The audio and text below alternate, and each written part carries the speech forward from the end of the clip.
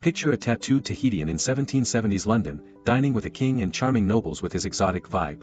This was Omai, the first Polynesian to reach Britain, hailed as a noble savage, a term coined by philosopher Rousseau, blending pure virtue and wild mystery. In 1774, Omai arrived from Tahiti, becoming a sensation in London's high society. Why were Britain's elite so charmed by him? Did his story challenge their view of civilization? Let's dive into his tale. Born around 1751 on Runway.AI, in today's French Polynesia, Omai was a commoner. His father died in a Bora Bora war, leaving him landless. In 1767, he was wounded, clashing with British sailors from HMS Dolphin. By 1773, Omai, about 22, joined Captain James Cook's HMS Adventure, seeking European allies to reclaim his land. He arrived in London in July, 1774. Sir Joseph Banks, Royal Society head and naturalist, housed Omai at his Soho Square home. Inspired by the idea of noble savage, meaning someone unspoiled by civilization, Banks saw Omai as a pure, natural man.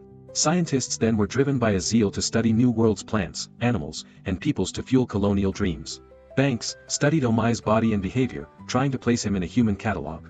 He dressed Omai in tailored European clothes with a turban, mixing British style with exotic flair to present him as a refined yet natural figure, appealing to London's curiosity. Omai's tall, dark-skinned look, with tattoos on his hands and back, stunned Londoners, feeding their dreams of Pacific paradises like Tahiti. On February 14, Omai met King George III and Queen Charlotte at Kew Palace, saying, "How do, King Tosh?" A sailor's phrase. The king and queen were evidently pleased with his presence, inviting him to dinner.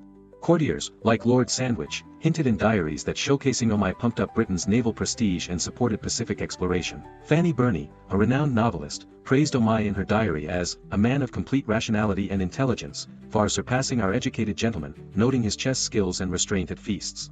Her account suggests the elite were surprised by Omai's sophistication, challenging savage stereotypes, but sometimes romanticizing cultural others.